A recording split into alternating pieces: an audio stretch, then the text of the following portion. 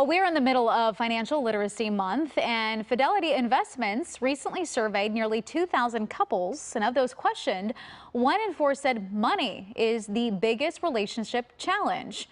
Not only that, but 45% said that they argue about money occasionally.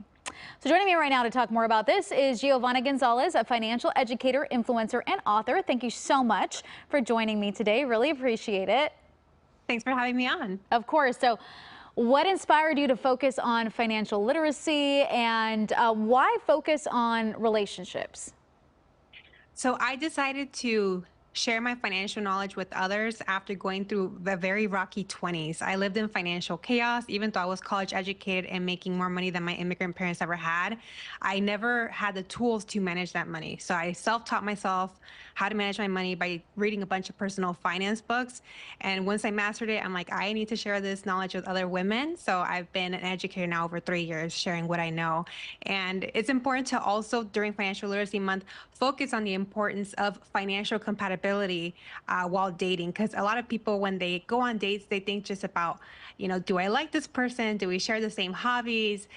Do we like the same kind of food? But they ignore that part about, do we share the same financial values? And like the survey mentioned, it really can be a deal breaker. So what or how do you even bring money up in a conversation? And is it better to have those conversations early on in a relationship? Are we talking first date, second date, 2 months in? What are the guidelines? Definitely not first date. It's a little aggressive. I would say the third date is a safe time to bring that up. And the way that I like to encourage the women that follow me on socials to start this discussion is by openly saying, hey, I'm actually learning about money education myself. I'm reading a lot of money books. I'm listening to personal finance podcasts, and I'm learning the importance of having the same goals with the person that you're dating. And it's really important, especially for me as a Latina, for me to have met somebody that shares the same money goals, because my money goals as a Latina can be different from somebody else from a different cultural background. For example, as a daughter of immigrants, I very much am expected to help my parents with their retirement. And it's important to find somebody who shares that money value with me. That's why Chispa is a great spot to meet like-minded people, because you can meet other Latinos there that share those same cultural values and beliefs as you. That is exactly what I was going to bring up, Chispa. So when did you start this partnership, and why was this so important to you? So I started my partnership with Chispa last year. This is my second time working with them. And when they came to me with this idea to talk about financial compatibility, I said, yes, yes, yes, because from personal experience, I knew how hard my life had been from not prioritizing financial compatibility with my now partner.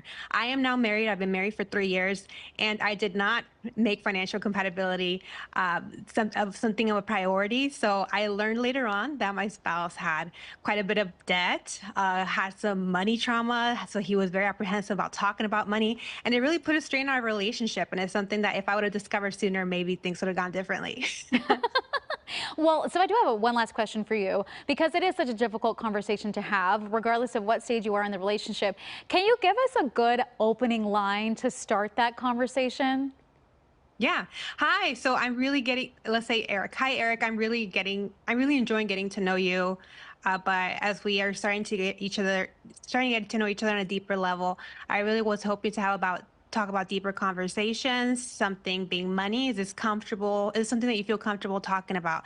And it's important because you can't just go straight into it. You want to make sure that the person is okay talking about this very taboo topic. And that's actually a good indicator, their response to their relationship to money. If they're like, oh yeah, let's go in, that means that they are pretty self-aware of their spending habits. If they kind of like freeze up, then that shows they don't have the best relationship with their money, which doesn't mean, it's a deal breaker, but it just shows that it's somebody who maybe you're not financially aligned with.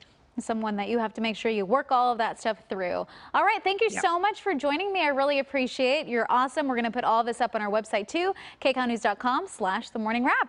Thank you. Thanks for having me.